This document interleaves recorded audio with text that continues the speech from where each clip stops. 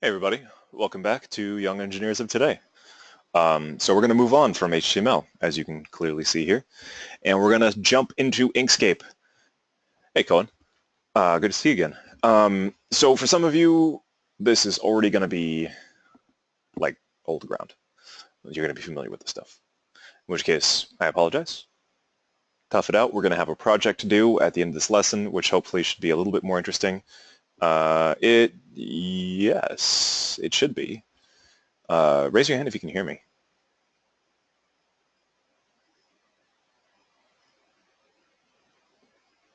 Just one hand? Huh. I wonder if my internet is wigging out.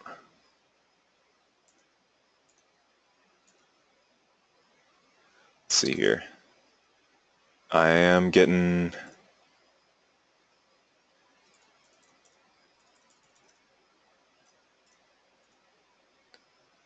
sound through the thing. No, there are definitely more people. It's just apparently the only person who can hear me.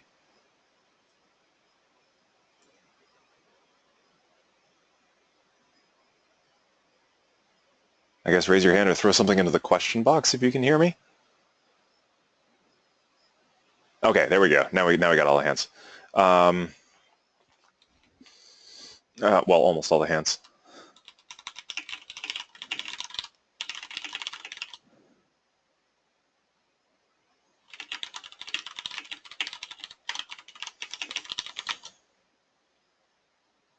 Oh, looks like he disconnected. Okay, maybe he's trying to restart it.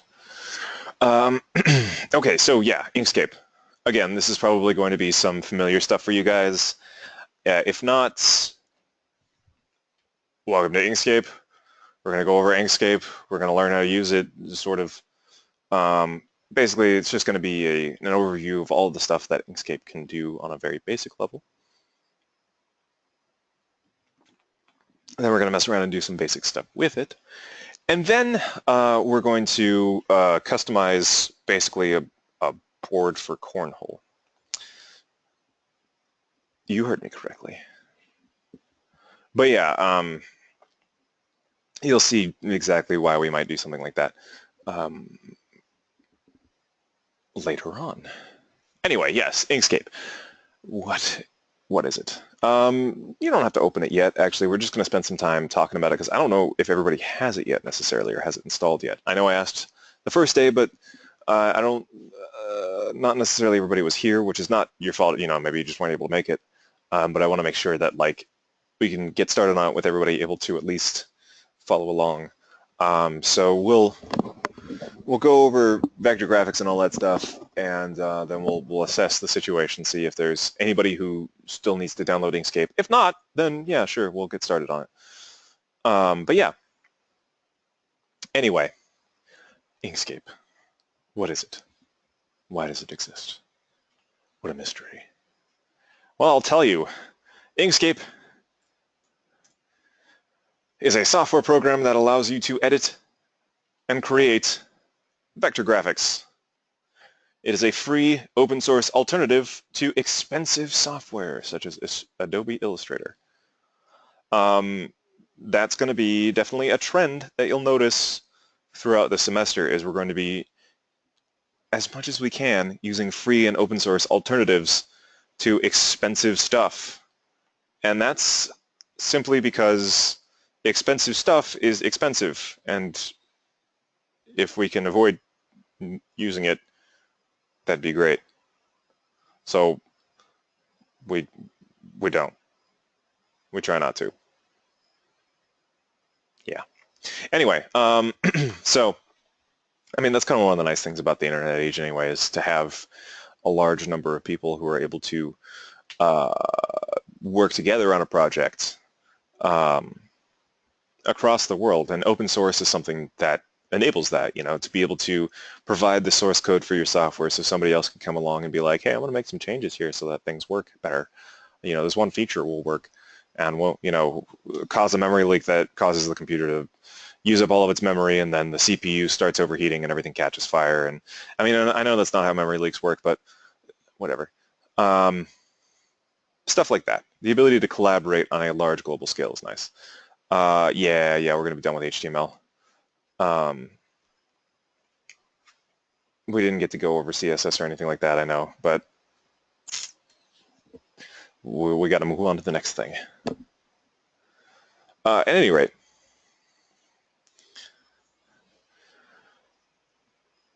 we now have the software that allows you to draw and edit vector graphics. What? What does that mean? What are vector graphics? Well, vector graphics are the representation of images based on mathematical expressions. Okay? So graphics are based on vectors, known as paths, which lead through locations, known as points or nodes. Okay? Other image files like JPEGs, GIFs, and BMPs are made up of grid of pixels. They're often referred to as raster formats. Again, I say, okay. Like, this is all sort of the more...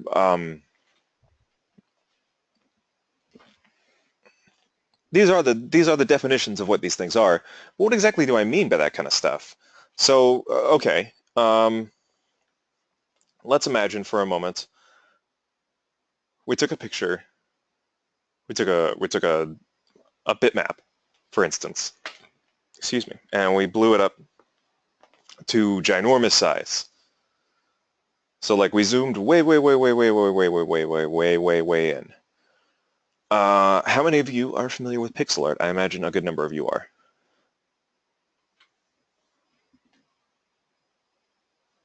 We got one so far. We got two. But yeah, pixel art is where your drawing is made up of individual pixels. So we can be like, boop, boop, boop, boop, boop, boop, boop, boop, boop, boop, boop, boop, boop, boop. And that can be like an example of, for Minecraft is certainly an example of that. That can be like an example of really simple and bad pixel art. Let's make his eyes bigger. But see how like we can clearly recognize the fact that that is a smile. However, if we zoom way in, I mean, what is this curved line here? Like it's just a dot, two dots, three or four dots, two dots, and then another one dot on each line. Zooming out, we get a better feel for it actually being a curve. But when we're zoomed way in, they're distinct squares. If we wanted to do like a big old circle,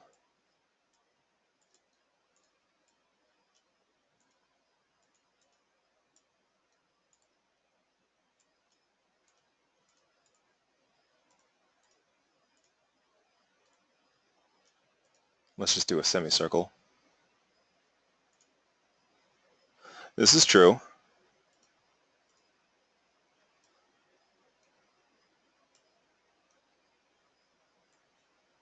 Well, I guess it'll be kind of like flattened.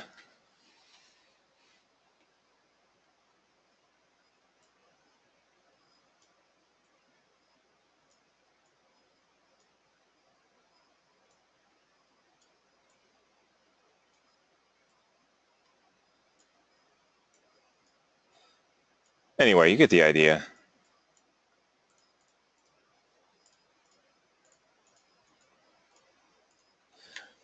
If we zoom out, it looks like a curve. If we zoom in, individual pixels. The idea behind a raster image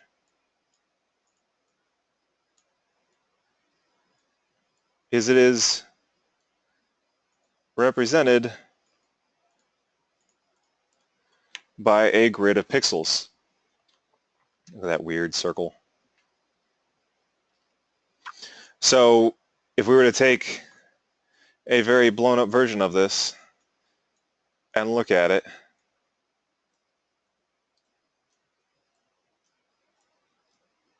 we would have a grid here. And maybe we could have multiple colors or something like that, but it would be a grid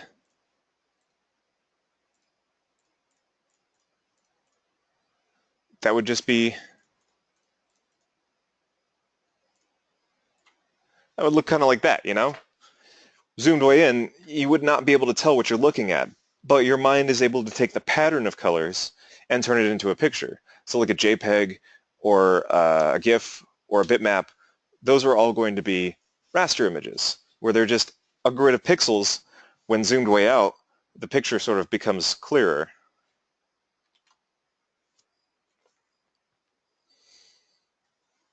If we were to turn this using a little bit of computer wizardry into a text file, whoops,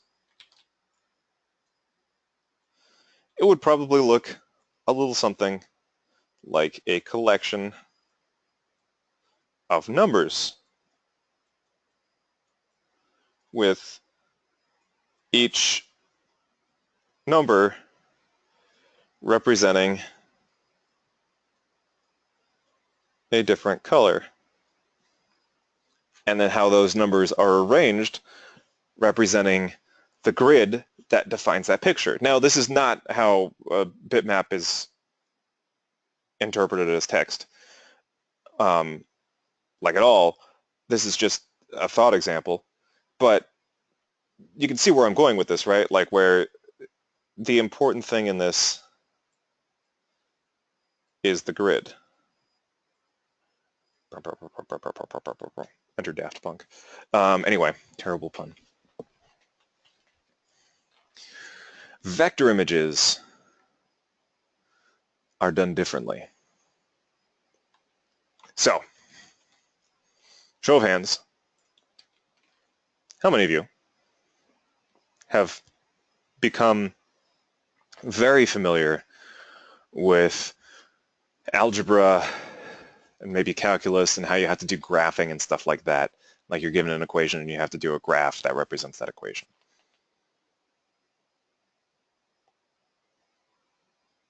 Yeah. So you know, if I say something like you'd have to express y equals 2x plus 1, you can at least get a pretty clear idea in your head of what that's supposed to look like. Like, I know this is not going to be a mathematically accurate graph, but it looks something like that, right? You just know that intrinsically from sort of the way that it's built. Now, I'm sure you guys are also probably pretty familiar at this point with the fact that you can do stuff like 2x squared minus 1, in which case you get a parabola. However, there's a whole bunch of different stuff you can do with lines. You can do circles. You can do ellipses. You can do hyperbolic stuff. You can do, I'm trying to think of how to, oh yeah, logarithmic stuff. Woo.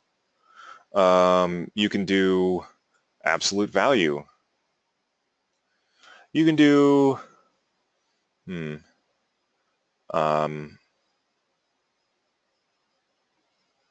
trying to remember what this one is, but you can do that one too. At any rate, you're not just limited to straight lines.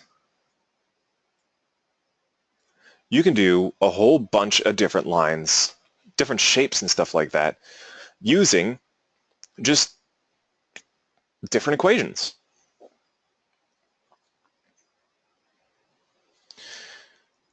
Now there's this idea that, like, let's say we wanted to draw, I used the same example in my middle school, we wanted to draw like a really simple boot. So let's use math and connect the dots in order to do that.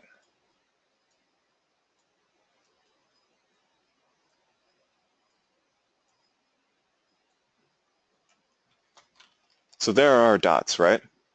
And if you squint, you can probably kind of see like the boot outline.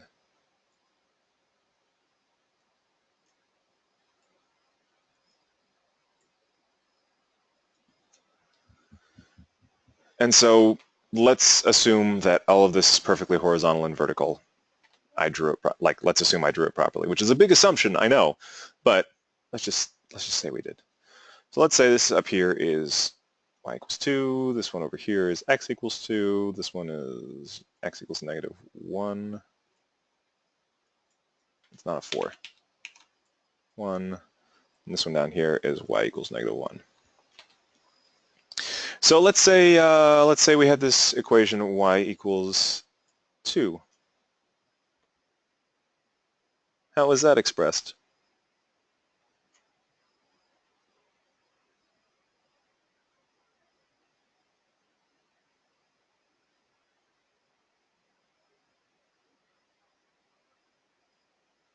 Like, how is that graphed? Is it just a straight line?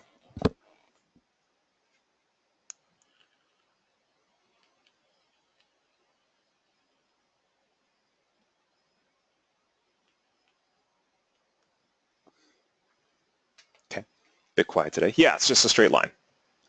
So we could just say it's a straight horizontal line from here to here. Likewise with y equals negative 1. Straight horizontal line from here to here. Now let's say we had like x equals negative 1. Well, that would be a straight line as well, but that would be a straight vertical line. So it would be from here to here. Now, these lines also do go on forever because I haven't expressed a beginning and an ends, but for the sake of argument, I'm just not including like the beginning and end points. But you can do that with mathematics as well. You can say from, y equals blah to y equals blah, then y equals blah, blah, blah, blah, blah. And then you'll get a portion of the line, a section of the line. So let's say x equals 1. Hey, look at that. Now let's say we had some equation here. I don't know, like y equals mx a plus bx plus c. And we get something that looks like that. And look at that. We've just drawn a really simple, dumb-looking boot.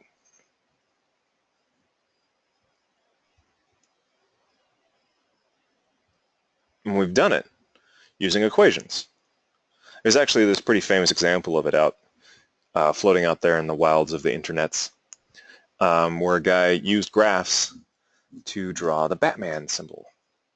So like it had, I'm trying to think of exactly, it had like the little top to it, and it had the wings, and they came down, and they did this whole thing, and so on and so forth. Like the guy was able to draw like the full-on Batman symbol with just equations. And as you can imagine, there were various start and end points.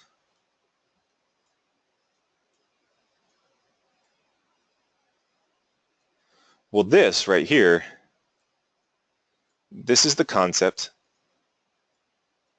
behind vector images. Now it looks like Christmas Batman. Anyway, this is the concept behind vector images. So we take dots that represent different parts of the equation, and we connect them together with equations, or dots that represent different parts of the graph. We connect them together with equations, which represent different lines on the graph. So if we were to take a text file of a vector image, it would probably have a listing of, like all of the points that exist,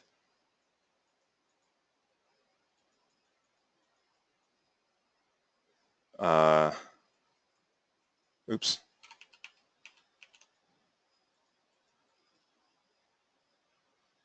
And so on and so forth. And then it would have a list of equations.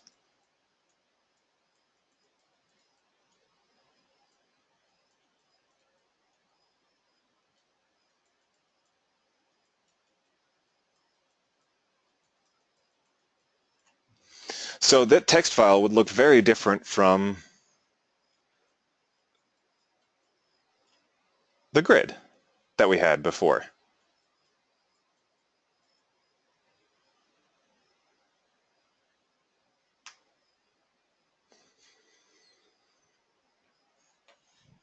So that's the idea behind vector images, is they're graphs. They're visual graphs. We're making pictures using mathematics, as opposed to just directly translating a grid of values to colors that can then be interpreted by your brain as a picture. So, oh yeah, I get you. But yeah, so this is the idea behind a vector image. Now, the nice thing about vector images is they can be pretty complex. Not super, but pretty complex. You can do it a couple of different ways. You can either increase the amount of nodes and increase the amount of equations in order to draw more complex shapes, or you can layer groups of shapes on top of one another in order to suggest a more complex shape. The idea of layering groups of shapes on top of one another, well, those simpler shapes would be referred to as primitives. So they're just going to be points, lines, curves, and polygons, so on and so forth. And then they would be combined to represent larger and more complex shapes. So in this example here, we've got like this lion cub or tiger cub or whatever it is. If we just like looked at its nose, it's made up of a few different layers. We've got the base fur layer, so the base color of the cub. And then we've got the second layer, which is like the detail, like the highlights and the dark parts on its fur, which give it more of a, like more dimensionality to it. And then we've got the third layer, which is the pink part of its nose. So the actual little pink triangle that makes up its nose. And then we got the fourth layer, which is the outline and the shadowing on the nose. So all these things combined help to make like the actual pink nose of the cub. They all work together, and again, in our brain, we combine all of them and make sense out of it.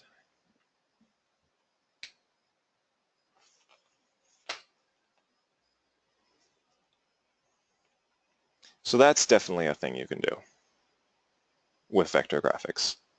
Now, here's the deal. You might be going like, well, why would I use vector graphics? Like, what's the point of using mathematics to make a picture? Like, really? Come on now. This just seems like the height of absurdity. We've already got a perfectly good means of creating images. It already exists. We just do the grid thing. And then the grid thing makes the picture, and we look at the picture and we go, oh, hey, it's a picture. Who cares if it's a grid or mathematical equations? Why do we have to go through all of that trouble expressing pictures using math? Might have even gotten a little worked up about it, like my hypothetical person did. Well, I'm glad you asked. I'll tell you. There is a reason behind it. And the reason is this. Well, there are a few reasons behind it. One of the things is, let's take a look at this example I have here, right? Now, Paint is a raster image editor. So despite the fact that I've created a nice hypothetical vector image in Paint, I've created it using a raster image editor. So this is a raster image. My deep dark secret. Now, you'll notice that these lines, they look pretty clear, right? I mean, they might look like I have a tremor in my hand or something like that, but for the most part, they look decently clear. Now let's see here. What if we were to zoom in on this? Zoom in all the way. Cue sound of a woman screaming. Look at that. Look at how jagged that looks, how jagged and awful and terrible that looks. In addition, look at this weird sort of, you've got like the light gray pixel and the dark gray pixel and the light gray pixel and the dark pixel, and they got all these black pixels here, and then like if we were to do another color, it's got like this concept which is called dithering, where basically it's softening the edges of the line by putting in lighter colors. Now this is something the computer's automatically doing, and this is a pretty big concept in pixel art. I wonder if it does automatically dither. Wow. Anyway, just learning new things. Now, if we were to look at this from a slightly zoomed out perspective, this looks a whole lot better, right? I mean, it looks a lot sharper and clearer, and it looks like there's a little bit of curve to it and everything like that. But if we were to zoom all the way in,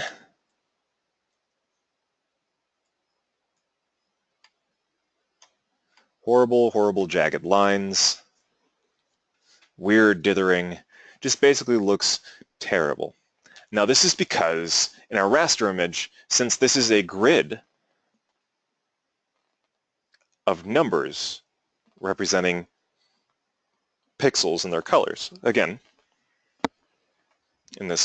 hypothetically speaking, or at least metaphorically speaking, there's only so much information, right?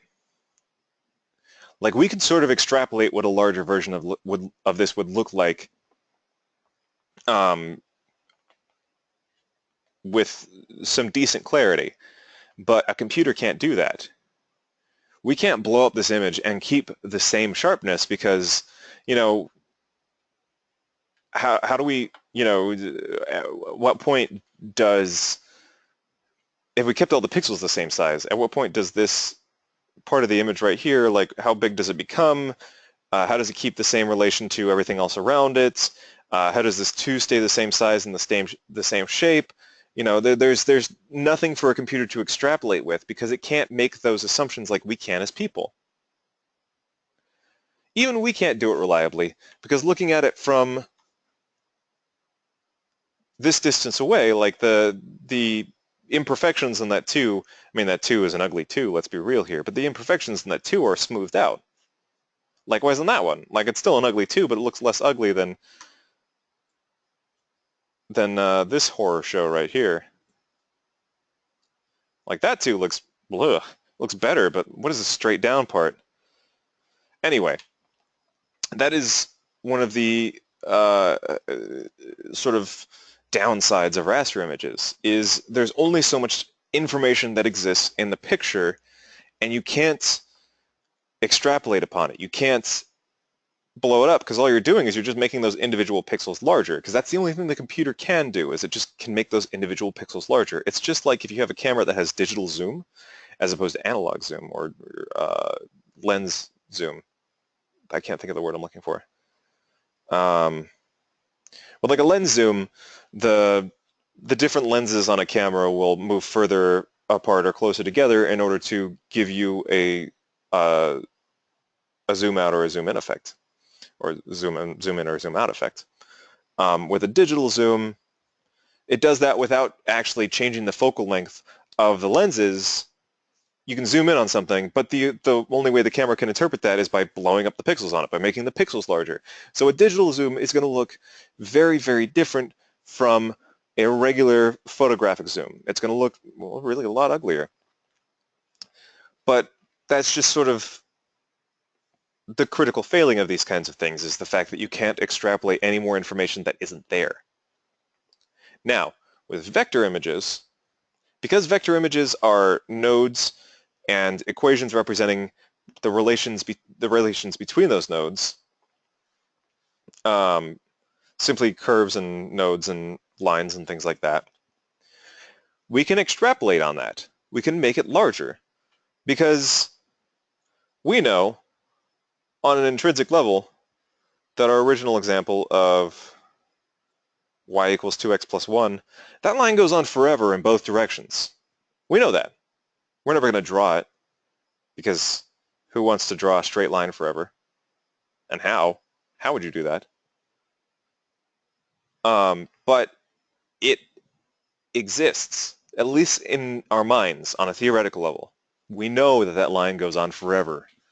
And the thing about it is that line stays consistent forever. It's always going to be going in this direction forever. Like it's always going to be oriented that way. It's always going to be just exactly as straight and as angled as it is forever in both directions.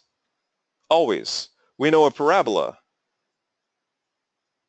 is always going to have this shape, and the two ends are always going to be going upwards and getting ever so slightly further and further away from one another, theoretically.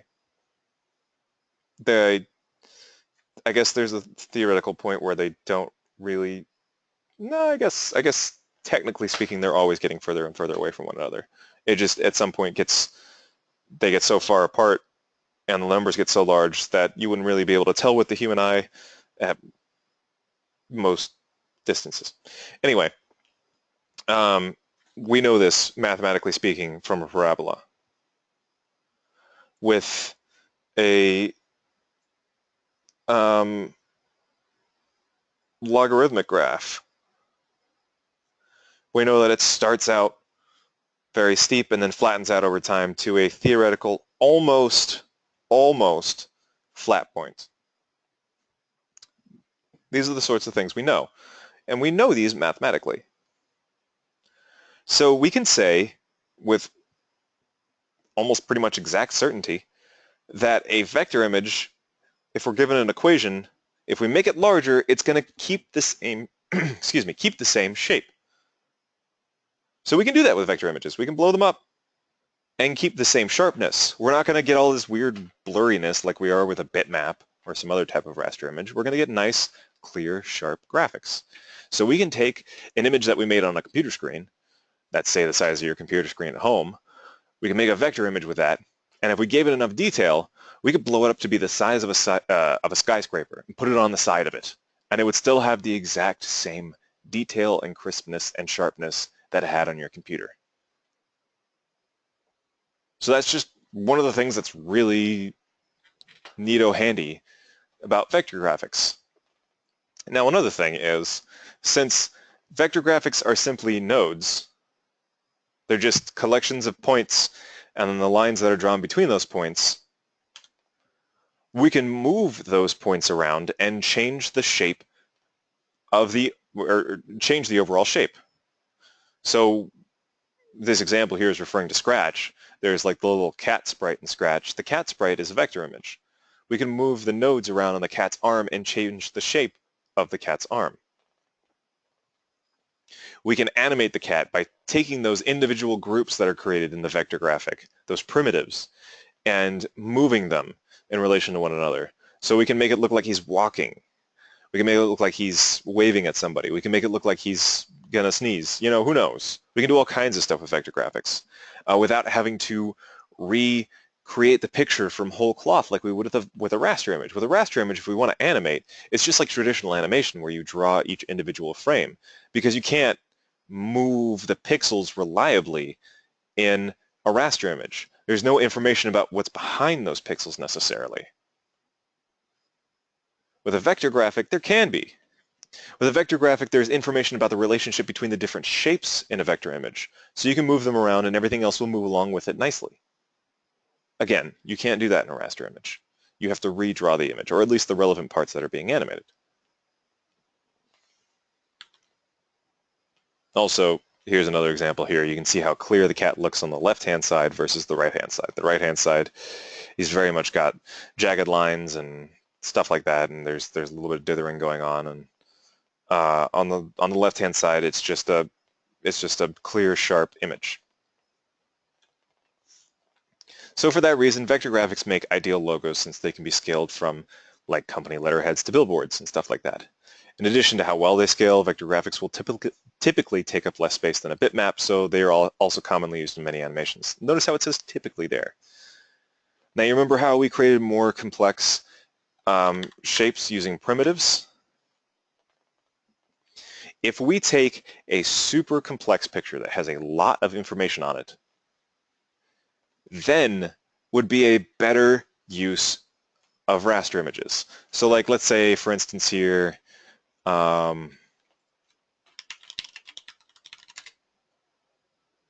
let's take, here's a good example. This is the diagram of a V8 engine.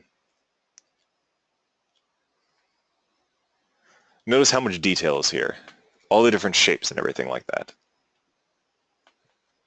This is very much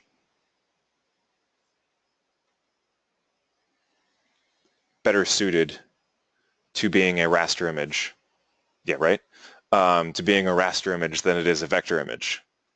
Because a vector image will require you to model every single detail with some sort of equation. So like all this stuff right in here and all this right here and all this and all this. So you can have like nodes all along here and up here and nodes for all these spark plugs right here and nodes for the individual parts on the bolt and nodes for the, the holes in the wheel here. Nodes for the piston head and the sort of the shape that goes along the bottom, nodes for the the actual engine case and stuff like that. You would need a lot of nodes and equations to represent the full complexity of this picture with any sort of reliability. Like a lot. Including the writing over here and all of the numbers pointing out the different things on the diagram. Like, too much. Far too much. So for that reason, there are definitely times where a raster image would be better.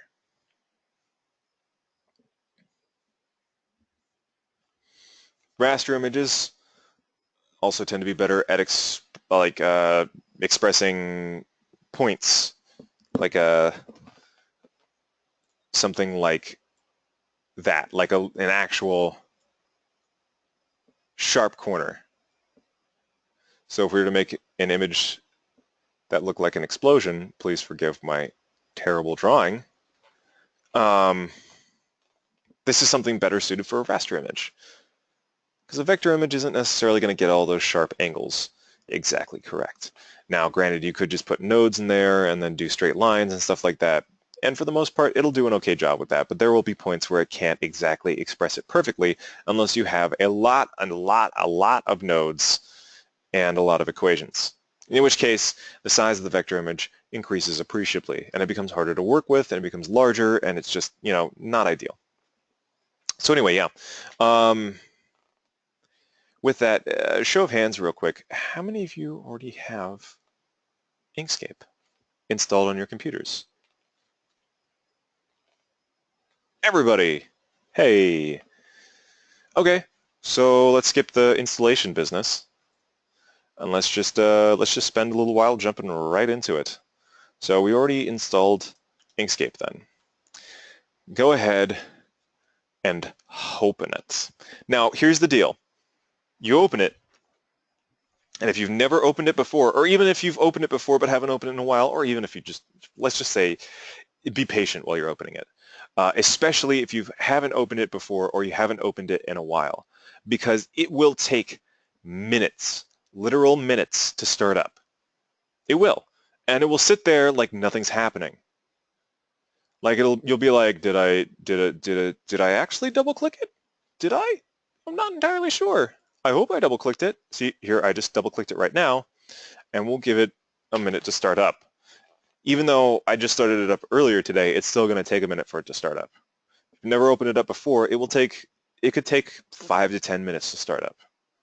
And that's because what it's doing a lot of the times is it's creating a font cache, a cache of all of the fonts that exist on your computer for use as basically vector representations of them. So it's automatically taking all of the fonts that you have available and creating vector representations of them so that you can use them in Inkscape.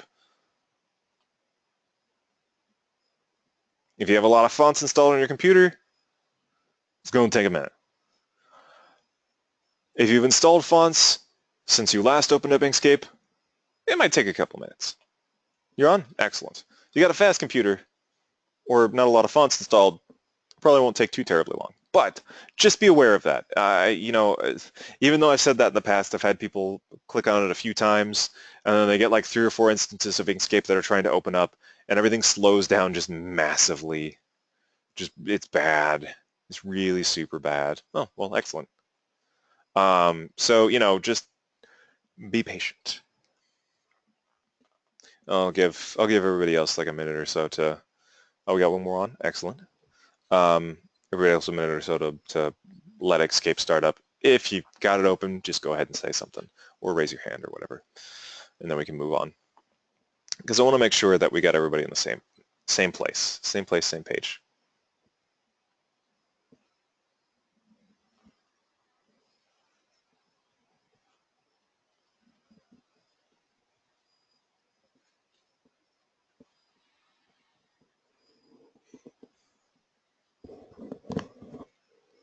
In like half a second. Well, you guys with your fancy computers. I actually downgraded a graphics card since I last did this presentation, so it takes me significantly longer. Like it's open now, but it takes me significantly longer to open it now than it used to. My other graphics card actually burned itself out. It was a sad day when that happened. Like a really sad day when that happened. The fans failed on it, and it overheated and corrupted the memory on it. And that was the end of that card. That $280 graphics card.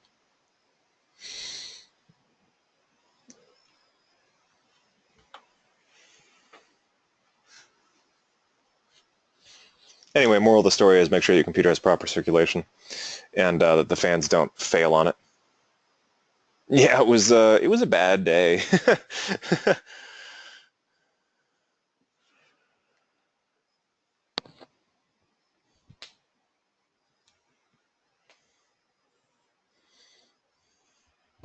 Thankfully, I had somebody who had I had a friend who had an old graphics card that they just replaced out of their computer, and so I was graced with a like a 5 or 6 year old graphics card, which it's much better than using the integrated graphics on the motherboard. So yeah, I'm definitely thankful for that.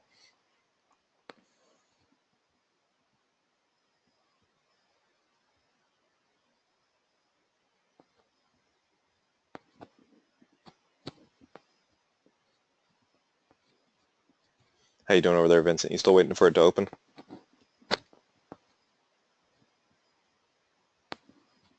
Are you good to go? Okay, excellent. All right, so this is what we're looking at here.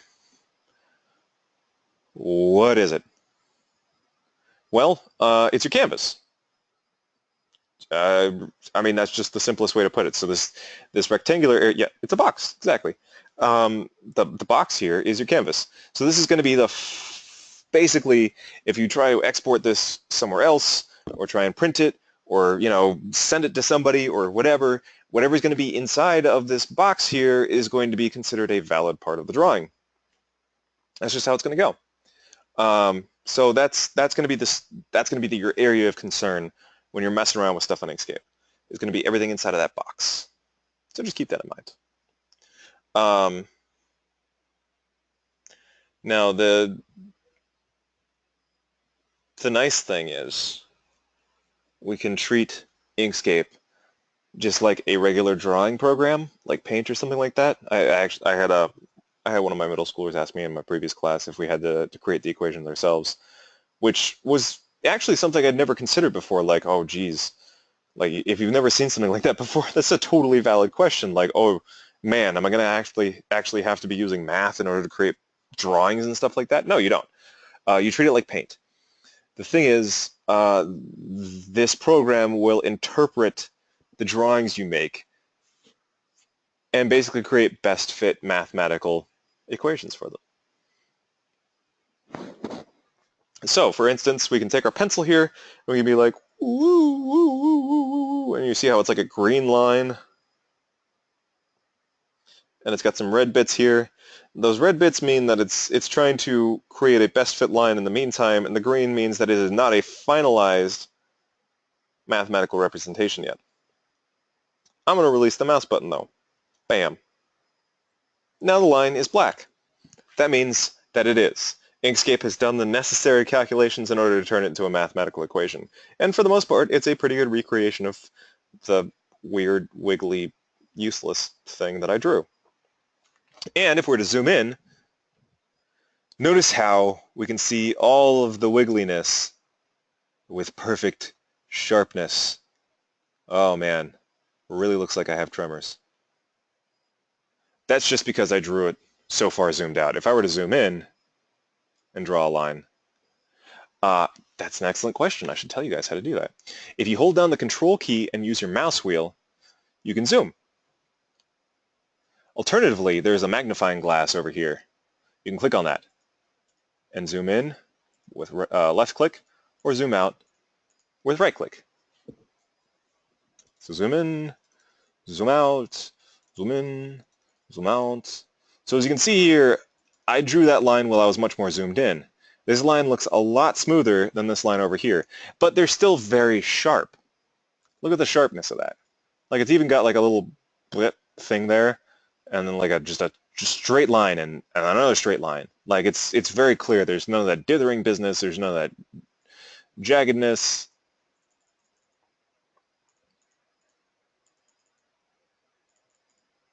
That is the advantage of a vector image. If we were to blow this up and put it on the side of a building, everyone could see it in all of its wiggly glory. How do you restart your drawing? Well, you can restart it by just hitting Control N, and that's going to go for everybody. I know on Macs normally you hit Command N, but because you're running it through Xquartz, you can use Control N and it will do the same thing. Control N will create a new drawing. If you just messed up once, you can hit Control Z, or if you messed up a few times and you don't want to start over from the beginning, you can hit Control Z as many times as you need to, because that's your best friend, the undo button. Undo will undo the last thing you've done. Now you notice how it came back. I hit Control Y after that, which is redo. See, it basically keeps everything you've done in a buffer in memory.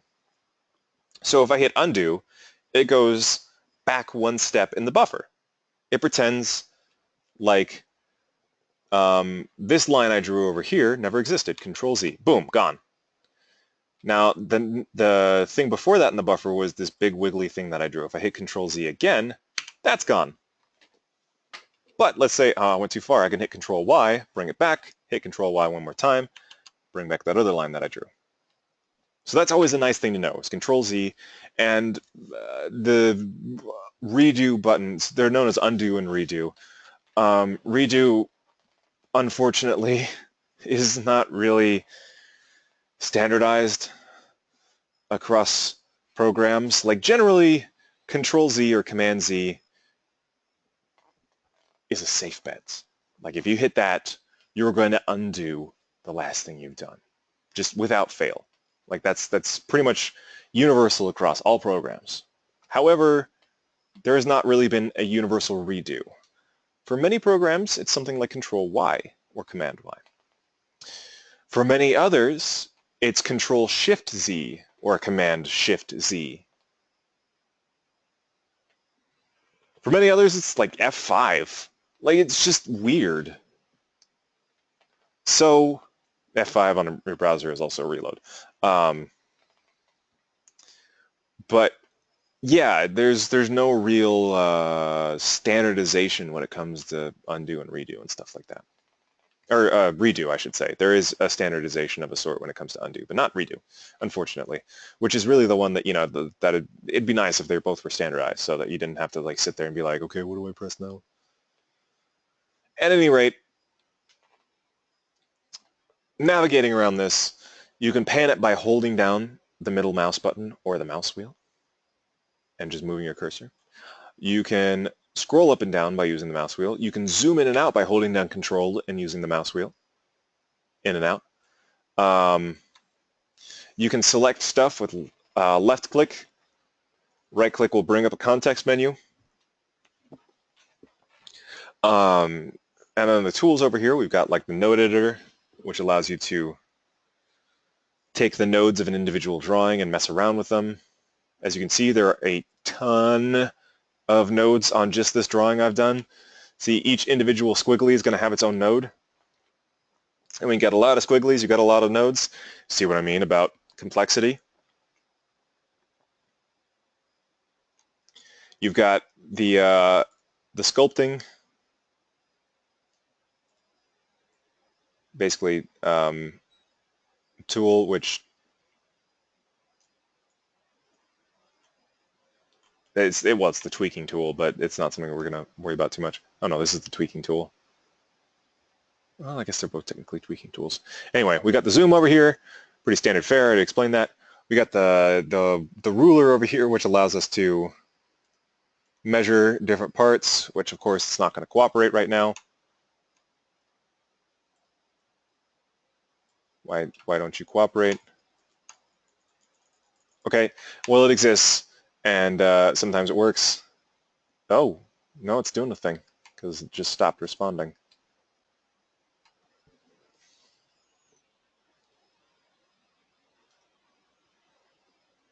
Okay, well it did its thing. It freaked out, and now it's back to normal. We've got the square tool, which allows us to draw squares. You guessed it. Woo-woo. You can also change some of the properties of it so you can turn it into more of like a soft edge as opposed to a hard edge. Bam, bam, bam, bam, bam, bam, bam.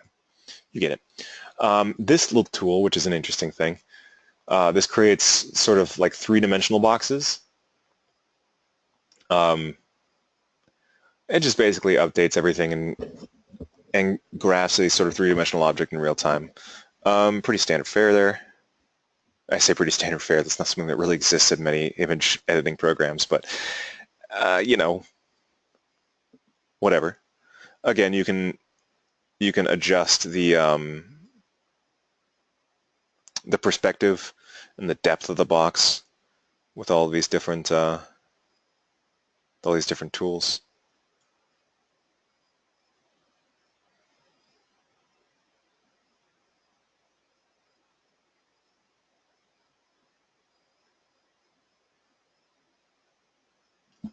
So it's good for creating like a three-dimensional sort of base for your drawing.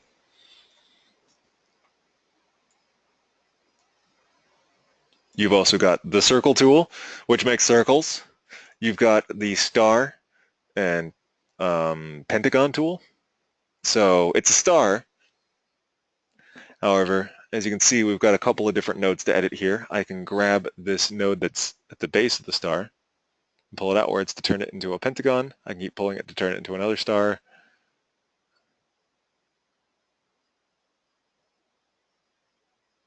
You can adjust the location of it to make sort of like a saw blade kind of a thing. So we can make like a super neat star, super awesome radical star. Ninja Industries.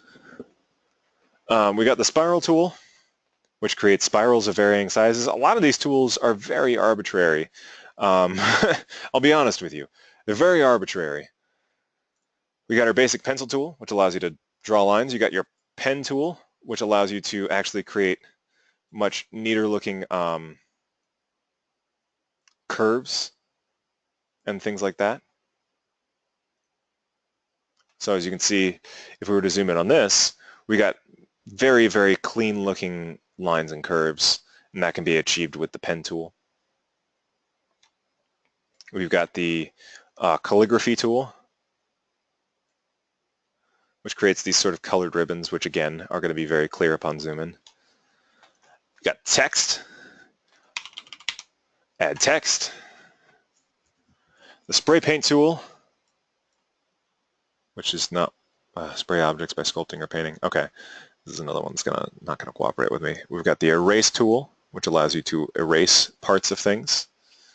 And as you can see, it tries to, again, interpret a way around it. So we've erased all this stuff here, and what it's doing is it's creating new paths. So it's still an unbroken area.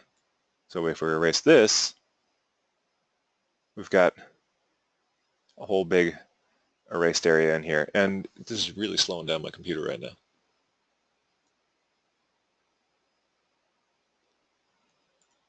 Paint bucket tool fills an area with paint.